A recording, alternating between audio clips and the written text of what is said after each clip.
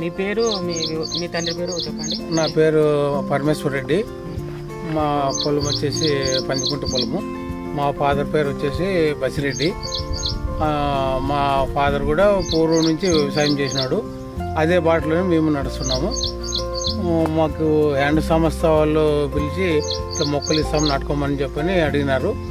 3 సంవత్సరాల క్రితము, 4 సంవత్సరాలు అయిందిలేండి దగ్గర మాకు మొక్కలు ఇచ్చినారు. మేము నాటుకున్నాము. చనిపోయిన మొక్కలు కూడా మళ్ళీ వాళ్ళు రీప్లేస్మెంట్ ఇచ్చినారు. అవి నాటుకున్నాము. అన్నీ కాపుకి వచ్చినాయి. ఫస్ట్ క్రాప్లో 1 టన్ను శీనకాయలు వచ్చినాయి. మొన్ననే ఒక 15 రోజుల క్రితం మార్కెట్ తీసుకుపోతే 12,000 రేటు పోయింది. మామిడి చెట్లు 30 మామిడి చెట్లు ఉన్నాయి. సపోటా 2 ఉన్నాయి. నిమ్మ చెట్లు 4 ఉన్నాయి. అయితే అవి ఇంకా కాపు కాలేదు. జామ చెట్లు అయితే 2 ఉన్నాయి. నాకు ఒక్కొక్క చెట్టుకు వచ్చేసి 200 కాయల వరకు మాకు ఫలాన్ని ఇచ్చినాయి.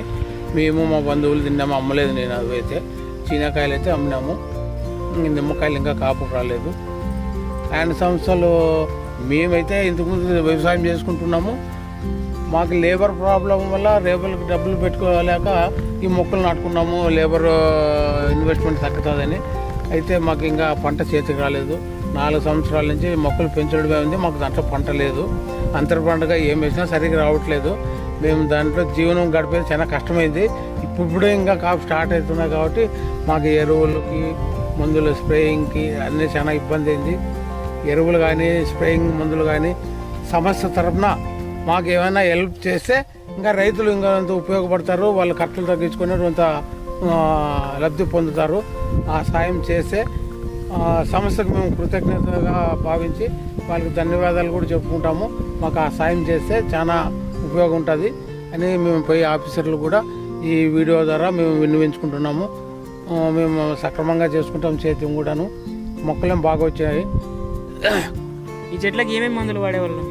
మేమైతే పసులు ఎరువు వాడాము.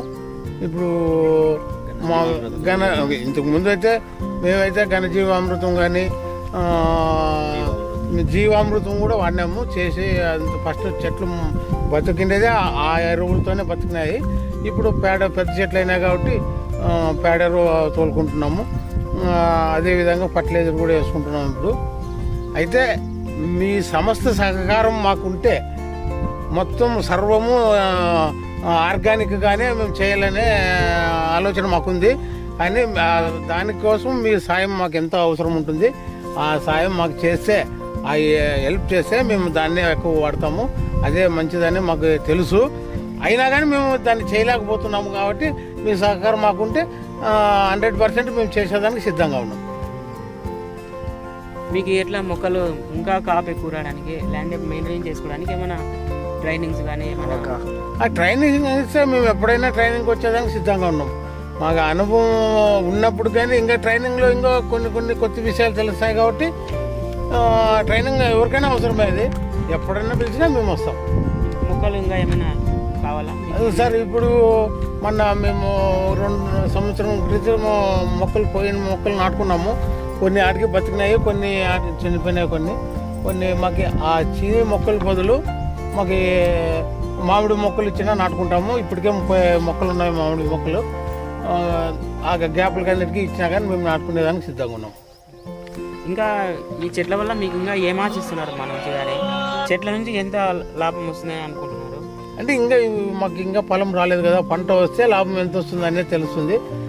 లాభం వస్తుందనే ఉద్దేశంతోనే మేము ఈ పంటలు పెట్టాము. కానీ ఈ కూలీలు బారిన పడలేక వాళ్ళకి ఇచ్చేదానికి స్తోమత లేక మేము ఈ మొక్కలు పెట్టుకుంటే ఏదో సేద్యం చేసుకోవచ్చు. నేను నా భార్య సేద్యం చేసుకుంటాము. మాకు ఒక కొడుకున్నాడు, ఆయన ఇంకా చదువుతున్నాడు. మేమే సొంతంగా చేసుకుంటున్నాము. చిన్నది స్మాల్ ట్రాక్టర్ పెట్టుకున్నాము. దాంట్లో సేద్యం చేసుకొని గడ్డి లేకుండా కూలీలని ఇన్వెస్ట్మెంట్ చేయకోకుండా మేమే సొంతం చేసుకుంటున్నాం. కాబట్టి మాకు ఎంతో ఖర్చు తగ్గుతుంది. కాబట్టి మాకు ముందుకు ఇంకా పోయేదానికి మీ సహకారం చాలా అవసరం ఉంటుంది. మాకు సహకారం చేస్తే ఇంకా బాగుంటుందని సంస్థ వాళ్ళకి ధన్యవాదాలు తెలుపుకుంటున్నాం.